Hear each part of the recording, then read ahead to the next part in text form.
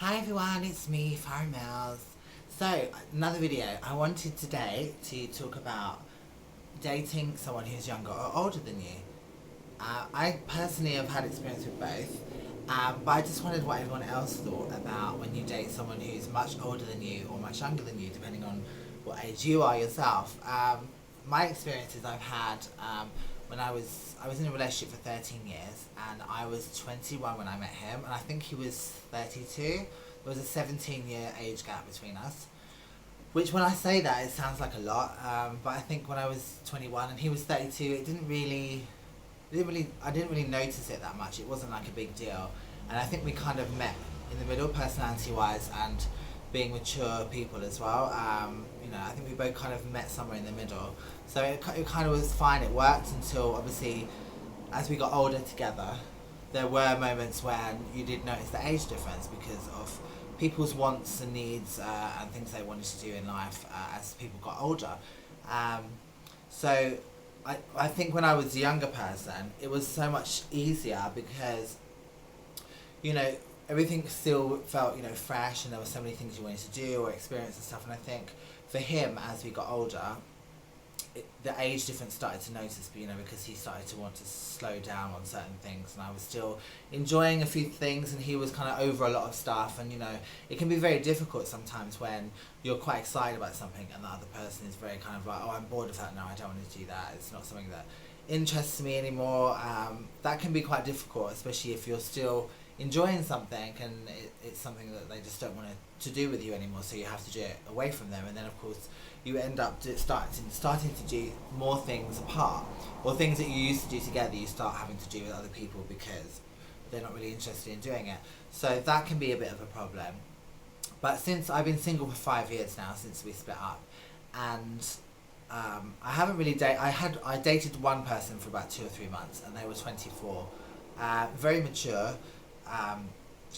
So in that respect, I didn't really notice the age gap, and plus we weren't together long enough for me to really notice it. But I have to say definitely that being on the other end of the spectrum, or the scale, or whatever you want to say, of me being the older person, felt very different. And I think it has more to do with how you feel about yourself, and how you look, and how old you feel in yourself, like personality wise and stuff, to depend on how well it's going to turn out. Because I know definitely that, rightly or wrongly, if a young guy wants to go out, take me out on a date or something, if he's like younger than 30, I start thinking, oh God, what am I going to have to talk to him about? Like, are we going to have anything in common? I mean, I'm not talking about the physical side of things, because people always say, oh, we have loads of things in common, where we both find each other visually attractive or sexually attractive, and to me, I kind of think, well, that's kind of like a given, especially with men.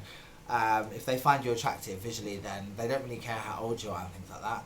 But I think for women, and obviously quote me if I'm wrong, but I think for women and trans women as well, I think we look at men, especially if it's a potential relationship, for more than just their looks or how good we get on sexually. Because when that's not happening, the rest of the time that you're spending together, you need to have something in common. You need to get on. You need to have some common ground. And I kind of think that, I think women think about that a bit more than men do. I think men are sort of for the here and now, and they sort of think, I'll worry about that when it happens.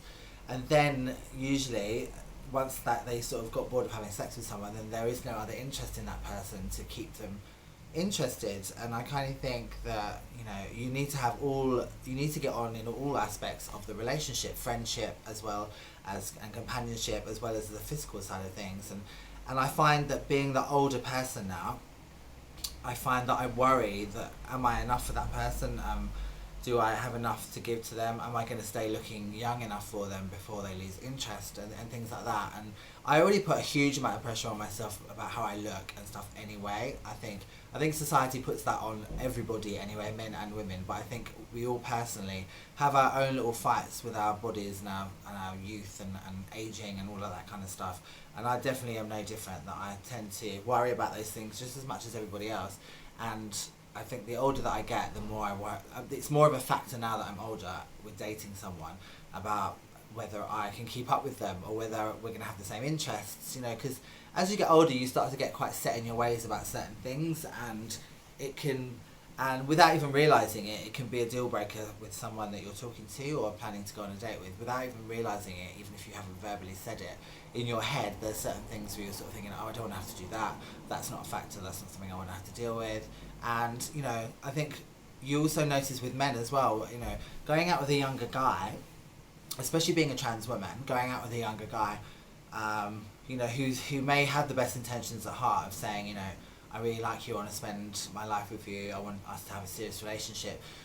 If he hasn't already got children, or that's definitely not a factor in his life, at some point he's going to want to get married and have children, and if it's not going to be with you because you can't have children, he's going to want to go and do that with somebody else. And for me, that's kind of like a big thing, because, you know, if you have feelings for someone and you're dating them and you think that this is the one, and then at some point they turn around and say, you know, I want to have children. I mean, it's not something that I can physically do. I've tried. It doesn't work. But do you know what I mean?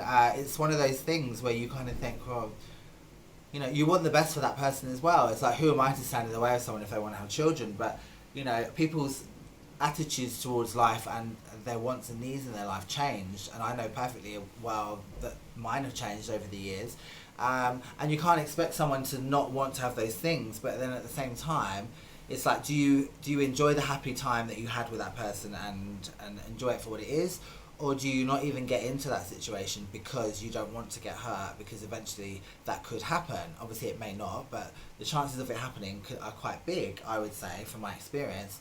But then on the other side, like, my ex had children already. He'd already had children from a previous marriage, and we were together a long time, so I spent a lot of time with his children. And then that's a factor you have to add in as well, because then you have to hope that if he is open with his side of his family about you, that his children are going to accept you, that his family is going to accept you, that him dating you is not going to cause a struggle and a hassle on his life and relationship with his children. And that's a big thing to have to feel like you take responsibility for as well with him, that you don't want to ruin his, you know, his relationship with his children because he's so, you know, correctly so proud of being with you and wants to show you off and wants you part of his life completely.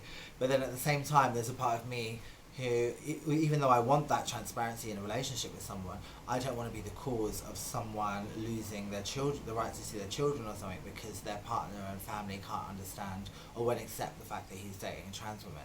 Do you know what I mean? So there's so many factors that fall into all of that, especially for me with dating. And I don't know, it's such a minefield of things, and I've been struggling with that since I've been single, of trying to meet the right person or find someone in the right place in their life that fits mine. And, you know, I just wondered how everyone else's situations and experiences of this have been for them, for other trans women. I'd be really interested to find out from my fellow trans sisters and from men who date trans women, how this has worked out for you, and if you're still together with someone, if it's never worked out, if you think it's too much of a difficult thing for a long-lasting relationship. I'd really love to hear everyone else's thoughts. It's been something that's been on my mind, and I was just interested to find out if everyone else finds this a really difficult task to go into, you know, being with a trans woman or being trans and being with a guy. And so let me know your thoughts and everything in the comment section. I'd really like to find out what everyone else thinks about this. Have a really good day, everyone. Lots of love. Speak to you soon.